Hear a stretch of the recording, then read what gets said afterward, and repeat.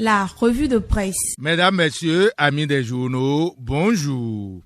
Tchabi Yahi, le fils de l'ancien président de la République, Dr Thomas Boni Yahi, respire désormais un vent de liberté sous contrôle. Interpellé puis placé en garde à vue, il est libéré et mis sous convocation, rapporte le journal fondé par Firmin Gbekan, quotidien Le Meilleur.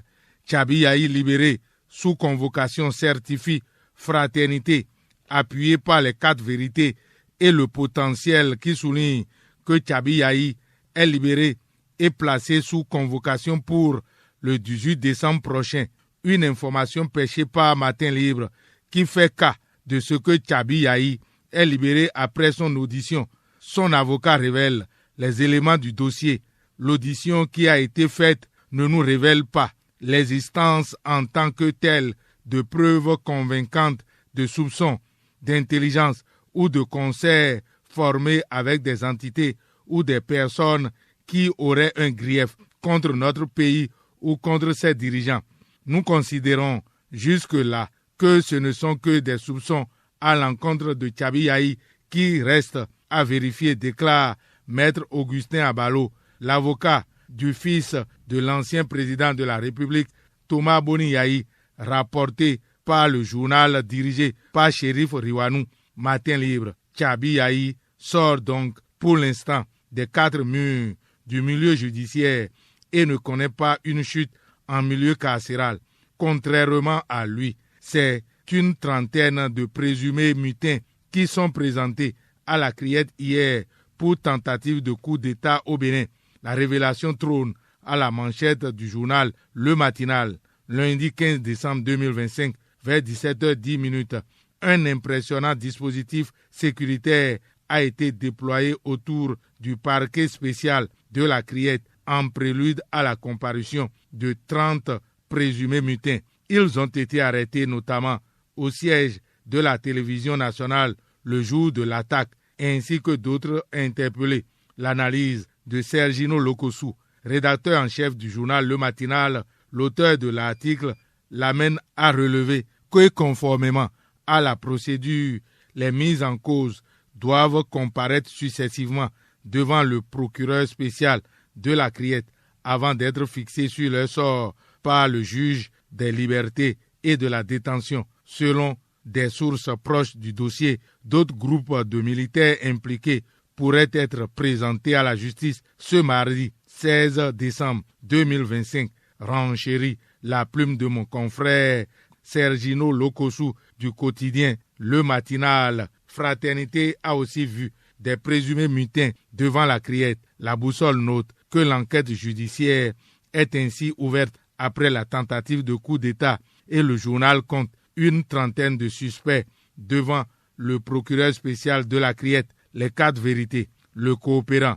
et Quotidien Le Meilleur exposent dans leur colonne la présentation des présumés mutins hier au procureur spécial de la Criette. Pour cette affaire, le potentiel compte une vingtaine de militaires, dont plusieurs capitaines inculpés. Après leur déferlement à la Criette, des mandats de dépôt de plusieurs officiers concernés par les poursuites, rapporte Le Potentiel. Ce putsch déjoué n'a pas laissé insensible l'ancien maire de la ville capitale Porto Novo, Emmanuel Zossou. Il est sorti de sa réserve pour livrer sans ambiguïté une déclaration forte qu'expose Le Coopérant dans ses colonnes, saluant le courage du président Patrice Talon et la loyauté des forces armées béninoises. Le maire Emmanuel Zossou s'est joint à la direction nationale de son parti, l'Union progressiste Le Renouveau, pour condamner fermement toute entreprise de remise en cause de l'ordre constitutionnel, rapporte Le Coopérant. Dans le quotidien du service public La Nation, c'est en ce qui concerne le coup d'État déjoué au Bénin que la CEDEAO réitère sa condamnation et félicite la force en attente. Les soldats béninois ont donc fait montre d'une résistance incommensurable et c'est l'occasion pour le professeur François Adebayo Abiola, ancien ministre de la République, de faire connaître au public dans une réflexion la vraie vérité autour des sociétés et des révoltes dans les territoires Nago et Holi du Dahomey colonial de 1890 à 1920. Nous avons de notre côté les faits qui se sont déroulés dans les territoires Nago et Holi à Sakete, Isaba, Pobé, Zanyanado, dont les prémices remontent déjà à 1890, écrit le professeur François Adebayo Abiola dans sa volonté de rectifier les faits falsifiés par les colons. François Adebayo Abiola raconte que la première révolte de la colonie du Dahomey, qui a eu lieu le 25 février 1905 à Sakete sur un fait sociétal banal, emporte le douanier Léon Cadeau et l'administrateur Henri Kite pour le lieutenant-gouverneur de la colonie Lyotard. Dans son rapport de juillet 1905, les habitants de Sakete ont cédé à l'entraînement de quelques meneurs, notamment les notables de Sakete qui ne supportaient pas la surveillance excessive par le service des douanes sur leurs activités. Lorsque le roi Adékúnlé refuse de prononcer un discours de repentance à la place Kite où il avait été invité, il ne se doutait pas que son sort était déjà scellé par ceux qui l'ont arrêté, raconte le professeur François Adebayo Abiola, qui met en relief des archives dans sa réflexion dans laquelle il parle aussi du roi Agbola Djoye pendant son exil à Ibatefin au Nigeria. Une opinion en plusieurs colonnes dans Fraternité qui restitue la vraie histoire ou l'histoire vraie des sociétés et des révoltes dans les territoires Nago et Holi du Dahomey colonial de 1890 à 1920. Une réflexion du professeur François Adebayo Abiola. Nous sommes maintenant en 2025 et le Bénin écrit ces nouvelles pages de son histoire à travers la démocratie qui semble être embaumée d'un parfum à odeur agréable. À cet effet, Quotidien Le Meilleur relève que le caucus des femmes parlementaires du Bénin s'engage et signe la charte de la paix pour des élections apaisées en 2026.